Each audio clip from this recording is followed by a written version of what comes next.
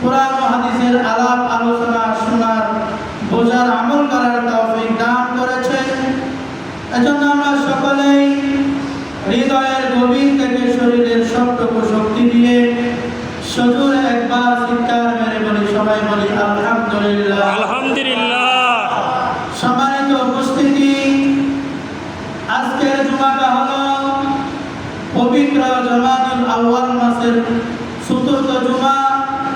আল্লাহ পাক রব্বুল আলামিন আমাদের সবাইকে সুস্থ রেখে সবল রেখে গত সপ্তাহের ন্যায় আজকের সপ্তাহ জুমার নামাজ আদায় করার জন্য আবারও তৌফিক দান করেছেন, সুযোগটুকু দিয়েছেন। এজন্য আমরা সকলে আবার কালিমাতুশ শুকর আদায় করি আলহামদুলিল্লাহ। আলহামদুলিল্লাহ।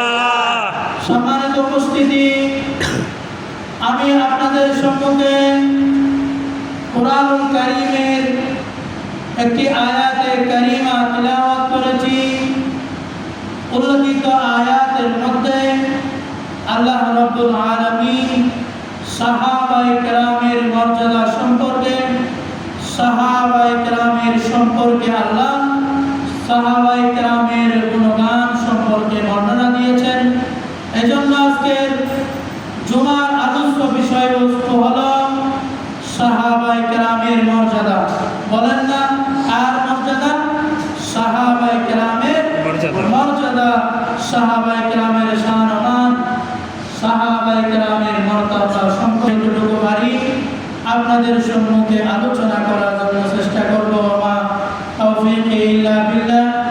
সম্মানিত উপস্থিতি, আমি যে আয়াতটি আপনাদের সম্মুখে তিলাওয়াত করেছি, ওরা বলেন বিসমিল্লাহির রহমানির রহিম, মুহাম্মাদুর রাসূলুল্লাহ মা'আহু আশিদ্দাউ আলাল কুফার রহমাউ বাইনাহুম তারাহুম রুকআন সুজাদান ইয়াবতাগুনা ফাদলান মিনাল্লাহি ওয়া রিদওয়ানা সীমাহুম ফি wujuhihim min atharis salam আল্লাহ রাসূল ওয়াল্লাযিনা মা'আহু আশিদ্দাউ আলাল কুফার, এবং তার সহচররা, তার সাথী সঙ্গীরা অবিশ্বাসীদের প্রতি কঠোর। যারা কাফের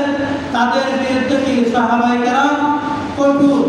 রহমাউ বাইনাহুম, পরস্পরের প্রতি কি সহানুভূতিশীল।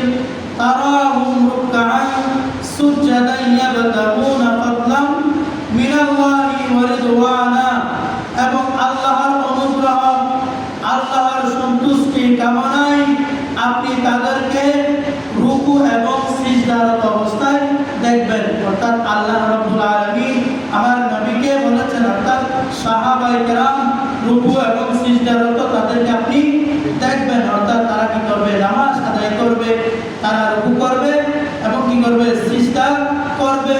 সীমাহুম ফি wujuhihim মিন আসারিস সুজুদ, তাদের মুখমণ্ডলে রয়েছে, তাদের মুখমণ্ডলে রয়েছে সিজদার চিহ্ন। অর্থাৎ সিজদার চিহ্ন নিশানা তাদের কপালে থাকবে, তাদের কপালে রয়েছে। এই কথা ঘোষণা দিয়েছেন কে? স্বয়ং আল্লাহ রাব্বুল আলামিন। কোন কাজ করলে লাভ হবে, কোন কাজ করলে ক্ষতি হবে, সে সম্পর্কে আমার নবী সাহাবায়ে কেরামকে কি করেছেন? তালিম দিয়েছেন। সম্মানিত হাজিরিন, তাহলে বোঝা যায় সকল সাহাবায়ে কেরাম তারা নিজের জীবন সুন্দর করেছেন। তারা সব সময় পরকাল নিয়ে চিন্তা ফিকির করেছেন। পরকালে কি হবে? আল্লাহর সামনে যাইতে হবে, আল্লাহর সামনে গিয়ে হিসাব দিতে হবে, কবরে যেতে হবে। কবরে আমার কি অবস্থা হবে? সুখে থাকতে পারবো না, আমার কষ্ট হবে। সে সম্পর্কে তারা চিন্তা ফিকির করে তাদের হায়াত শেষ করেছেন। তাদের হায়াত কি করেছে? শেষ করেছে। কিন্তু আমরা সাহাবায়ে কেরামের জিন্দেগি এবং আমাদের জিন্দেগি কি নয়? এক নয়। আমরা সব সময় ফিকির করি দুনিয়া নিয়ে। কি নিয়ে ফিকির করি? দুনিয়া নিয়ে ফিকির করি। আমরা পরকাল বলতে আমরা ফিকির করি না। পরকালে কি হবে? কবরে যাইতে হবে। আল্লাহর ভয় ভীতি অন্তর আমাদের বলতে গেলে কি নাই? তেমন নাই। সাহাবায়ে কেরাম সব সময় পরকালের চিন্তা করেছেন। তারা সব সময় সময় শরীয়তের বিধিবিধান পালন করেছেন, শরীয়ত কিভাবে প্রতিষ্ঠা করা যায়, আল্লাহর বিধিবিধান কিভাবে পালন করা যায়, মানুষের কাছে পৌঁছে দেওয়া যায়, সে সম্পর্কে তারা কি করেছেন? সব সময় চিন্তা ফিকির করেছেন। আমি আর আপনি সবাই দুনিয়া নিয়ে ব্যস্ত। কি নিয়ে? দুনিয়া নিয়ে ব্যস্ত। যে দুনিয়া লস আর লস, যে দুনিয়া কি করেছেন। তাহলে বোঝা যায় সকল সাহাবায়ে কেরাম, তাহলে কার কপালে হিদায়াত আছে, কার কপালে হিদায়াত নাই কেউ জানে না। জানেন কে? একমাত্র আল্লাহ রাব্বুল আলামিন জানেন। আল্লাহ রাব্বুল আলামিন কুরআনুল কারীমের মধ্যে বলেছেন, ইন্নাকা লা তাহদি মান আহবাবতা ওয়ালাকিন্নাল্লাহ ইয়াহদি মান ইয়াশা। আল্লাহ রাব্বুল আলামিন তার হাবিবকে উদ্দেশ্য করে বলেন, হে আমার হাবিব, আপনি যাকে চান আপনি হেদায়েত করতে পারবেন না। হেদায়েত দেওয়ার মালিক একমাত্র আমি আল্লাহ। আমি আল্লাহ যাকে হেদায়েত দিই সে কি হবে? হেদায়েত প্রাপ্ত হবে। যার কপালে হেদায়েত নাই সে কখনো কি হবে না? হেদায়েত প্রাপ্ত হবে না। এজন্য সকল সাহাবায়ে কেরাম মর্যাদার দিয়ে এক নয়, সবাই একসাথে কালিমা পড়ে নাই। কেউ আগে পড়েছেন, কেউ পরে কালিমা কি করেছেন? পড়েছেন। সম্মানিত হাজিরিন, সকল সাহাবায়ে কেরাম তারা আখিরাত নিয়ে চিন্তা করেছেন। রাসূল করিম সাল্লাল্লাহু আলাইহি ওয়াসাল্লাম 23 বছর জিন্দেগিতে, নবুয়তের 23 বছর জিন্দেগিতে তিনি আখিরাত নিয়ে চিন্তা ফিকির করেছেন। আখিরাতের চিন্তা ফিকির, কবরের ফিকির সাহাবায়ে কেরামের মধ্যে বসিয়ে দিয়েছেন। তাদের মধ্যে হলো সাহাবায়ে কেরাম কারা? তাদেরকে সাহাবী বলা হবে। সাহাবীর সংজ্ঞা হলো যারা ঈমানের সঙ্গে রাসূল করিম সাল্লাল্লাহু আলাইহি ওয়াসাল্লামের সঙ্গে ঈমানের সাথে সাক্ষাৎ করেছেন, মুলাকাত করেছেন এবং ঈমান অবস্থায় দুনিয়া থেকে বিদায় নিয়েছেন, ইন্তিকাল করেছেন, তাদেরকে কি বলা হবে? সাহাবী বলা হবে। তাহলে বোঝা যায় সাহাবী কাদেরকে বলা হবে? অর্থাৎ ঈমান অবস্থায় রাসূল করিম সাল্লাল্লাহু আলাইহি ওয়াসাল্লামের সাথে সাক্ষাৎ করেছেন এবং ঈমান অবস্থায় ইন্তিকাল করেছেন, দুনিয়া থেকে বিদায় নিয়েছেন, তাদেরকে কি বলা হয়? সাহাবী বলা হয়। সম্মানিত হাজিরিন, তাহলে বোঝা যায় সকল সাহাবায়ে কেরাম কি নয়? মর্যাদার দিক দিয়ে এক নয়। সকল সাহাবায়ে কেরাম একসাথে কালিমা পড়ে নাই। কেউ আগে কালিমা পড়েছেন, কেউ পরে কি করেছে? কালিমা পড়েছে। সবাই একসাথে কি করে নাই? কালিমা পড়ে নাই। অর্থাৎ কালিমা পড়ে ঈমানদার হয় নাই।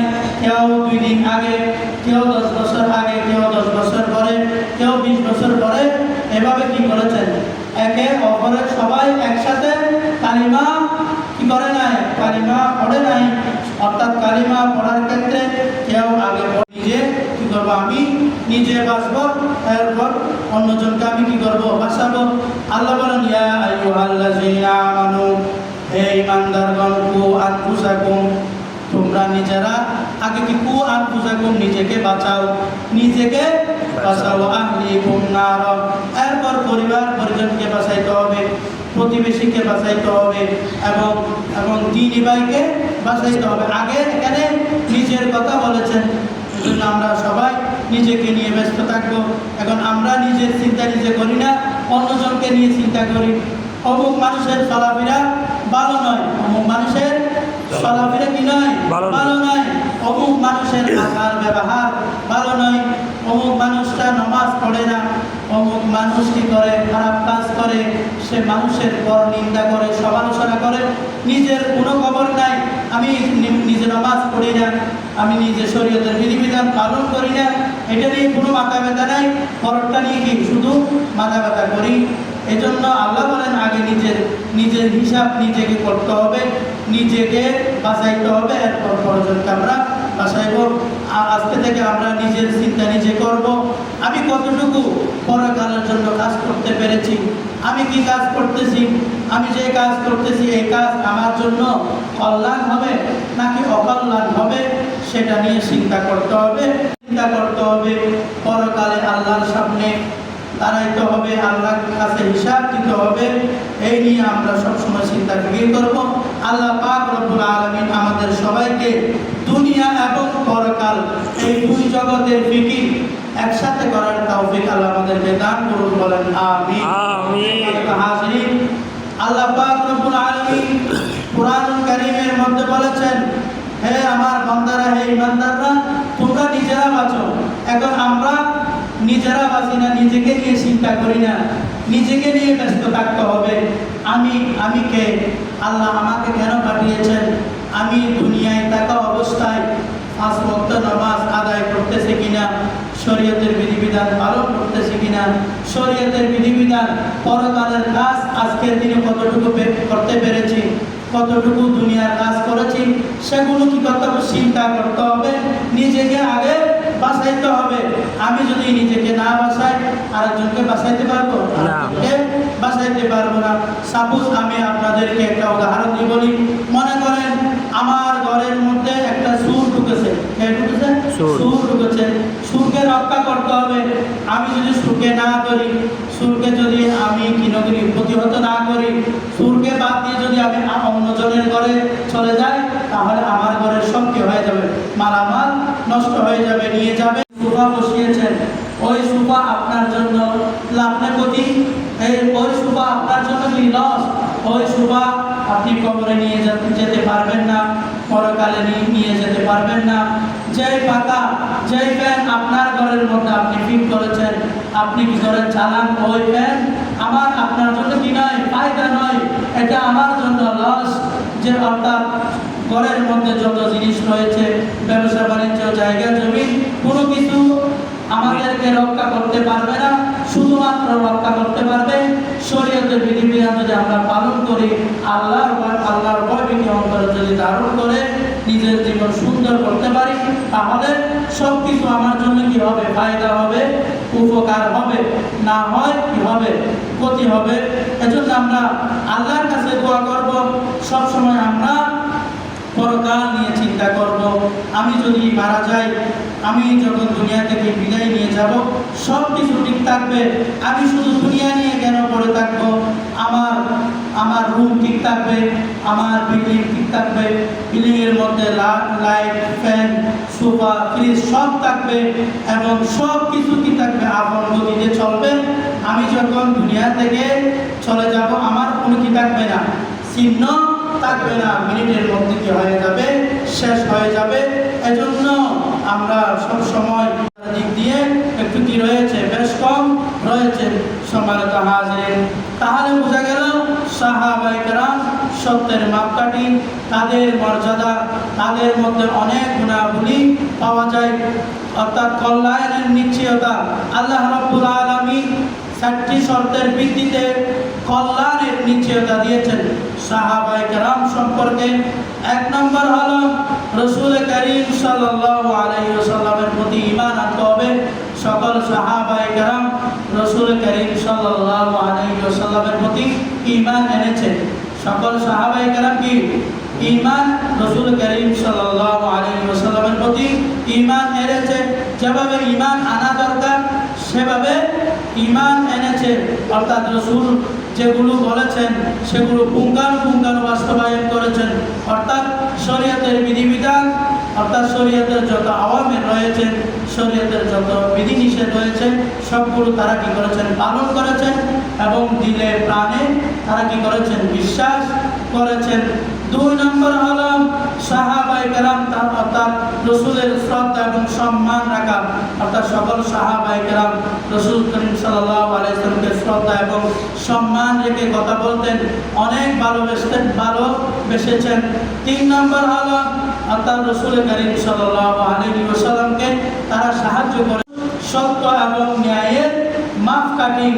আল্লাহ এবং তার রাসূলের প্রতি তাদের কি একনিষ্ঠ ভালোবাসা এবং তারা কি করেছেন? আল্লাহ এবং রাসূলের সন্তুষ্টি কামনায় নামাজ পড়েছেন, অর্থাৎ রোজা রেখেছেন, শরীয়তের বিধিবিধান পালন করেছেন। সিমাহুম ফি উজুহিহিম আসারি সুজুদ, সাহাবায়ে কেরামের মুখমণ্ডলে কি রয়েছে? সিজদার চিহ্ন রয়েছে।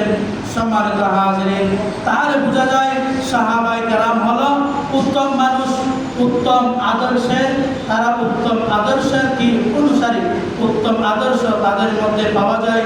সম্মানিত হাজিরিন, তাহলে বোঝা যায় সকল সাহাবায়ে কেরাম সত্যের মাপকাঠি, তবে তাদের মধ্যে মর্যাদার দিক দিয়ে কারো মর্যাদা একটু বেশি, কারো মর্যাদা একটু কি কম।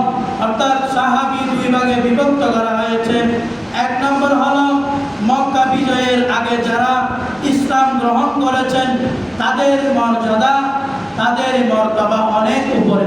বলেন, যারা মক্কা বিজয়ের আগে ইসলাম ধর্ম গ্রহণ করেছে তাদের মর্যাদা, তাদের মর্তবা কি অনেক উপরে।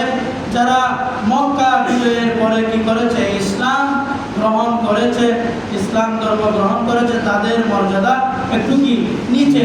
অর্থাৎ সকল সাহাবায়ে কেরাম মর্যাদার দিক দিয়ে সম্পর্কে আল্লাহ পাক রব্বুল আলামিন কুরআনুল কারীমের মধ্যে বলেছেন, মুহাম্মাদুর রাসূলুল্লাহ ওয়াল্লাযীনা মা'আহু আশিদ্দাউ আলাল কুফার ওয়াল্লাযীনা মা'আহু আশিদ্দাউ আলাল কুফার। অর্থাৎ রাসূল করিম সাল্লাল্লাহু আলাইহি ওয়াসাল্লামের সহচররা, তার সাথী সঙ্গীরা, তার সাহাবারা আশিদ্দাউ আলাল কুফার, তারা কাফেরের প্রতি, অবিশ্বাসীদের প্রতি কঠোর। তারা কি? অবিশ্বাসীদের প্রতি কঠোর।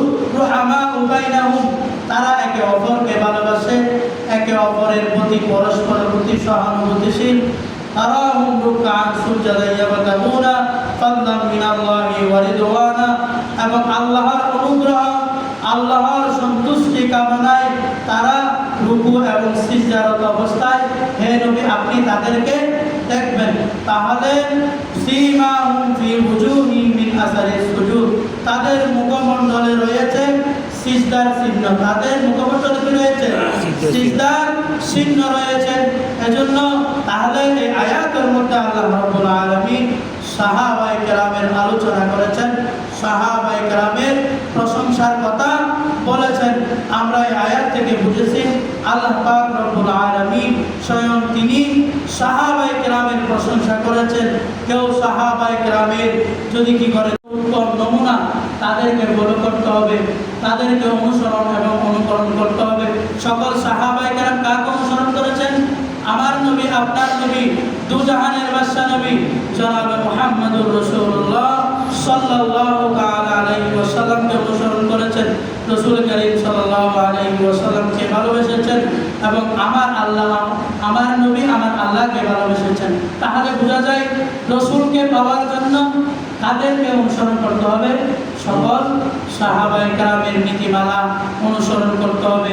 তারা কিভাবে নিজের জীবন পরিচালনা করেছেন, তারা কিভাবে দুনিয়াদারি করেছেন, তারা কিভাবে পরকাল নিয়ে চিন্তা করেছেন, সে সম্পর্কে আমরা কি করব?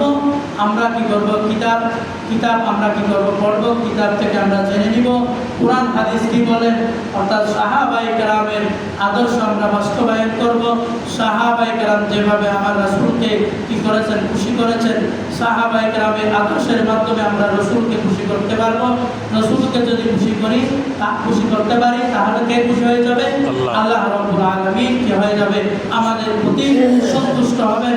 আমাদের প্রত্যেকের লক্ষ্য হচ্ছে আল্লাহ এবং তার রাসূলকে কি করা? সন্তুষ্ট করা। আমাদের প্রত্যেকের কি লক্ষ্য, উদ্দেশ্য কি? আমাদের মাকসাদ কি? আল্লাহ এবং তার রাসূলকে কি করা? সন্তুষ্ট করা, খুশি করা। আমাদের লক্ষ্য কি নয়? বলে কোরআন বলেন তোমরা কি করো না? ফাহশা কথা বলো না, অহৌতুক কথা বলো না। আমরা অহৌতুক কথা দিব, কোরআনের অনুযায়ী আমরা চলবো। কোরআনের যত কি রয়েছে, হুকুম রয়েছে, হুকুমগুলো আমরা যথাযথভাবে পালন করব। যত কি রয়েছে, বাধা রয়েছে, সেগুলো আমরা ছেড়ে দিব। কোরআন বলেছেন সুদ খাওয়া হারাম, আমরা কি করবো? সুদ ছেড়ে দিব। আমরা সুদ খাবো না। ঘুষ খাওয়া হারাম, ঘুষ ছেড়ে দিব। অর্থাৎ আমরা পরনিন্দা করবো না, পরনিন্দা করা হারাম। পরনিন্দা, সমালোচনা, অমুক মানুষটা ভালো নাই, অমুক মানুষটার চরিত্র খারাপ, সেগুলো আমরা বলবো না। কোরআন অনুযায়ী নিজের জীবন পরিচালনা করব। কোরআন অনুযায়ী, কোরআন দিয়ে আমরা রাষ্ট্র পরিচালনা করব। কোরআন দিয়ে আমরা সমাজ কি কি করব, প্রতিষ্ঠা করব। কোরআন অনুযায়ী আমরা আমাদের পরিবার কি করব, পরিচালনা করব। আমার পরিবার, আমার ছেলে মেয়েকে, আমাদের মা বোনদেরকে পর্দার মধ্যে রাখবো। তাদেরকে আমরা ওয়াজ নসিহত করব, উপদেশ দিব। তোমরা নামাজ আদায় করো, তোমরা পরপুরুষের কাছে চেয়েও না। এটা কোরআন বলেছেন। এই হুকুম আমরা সমাজের মধ্যে, আমার পরিবারের মধ্যে আমরা কি করব, যথাযথভাবে আমরা কি করব, আমরা এটা কি করব, বিধান পরিচালনা করব, চালু করব। সম্মানিত হাজিরিন, তাহলে বোঝা যায় সাহাবায়ে কেরামের আদর্শে আদর্শবান ব্যক্তি হতে কি করব, অসংখ্য জায়গা জমিনের মালিক হব, টাকা পয়সার মালিক হবে, এটা আমার কি নয়, লক্ষ্য উদ্দেশ্য নয়। কারণ এগুলা পরকালে কাজে আসবে না, কবর জগতে কি আসবে না, কাজে আসবে না। আমার আপনার সকলের লক্ষ্য হচ্ছে আল্লাহ এবং তার রাসূলকে সন্তুষ্টি করা। আল্লাহ এবং তার রাসূলকে সন্তুষ্ট করার জন্য তাদেরকে অনুসরণ করতে হবে, সাহাবায়ে কেরামকে অনুসরণ করতে হবে, অনুকরণ করতে হবে। আল্লাহ পাক রব্বুল আলামিন আমাদের সবাইকে সাহাবায়ে কেরামের প্রতি যথাযথ সম্মান প্রদর্শন করার তৌফিক দান করুন, বলেন আমিন। আমিন। যারা সুন্নাত নামাজ আদায় করেন নাই, আপনারা সুন্নাত আদায় করুন।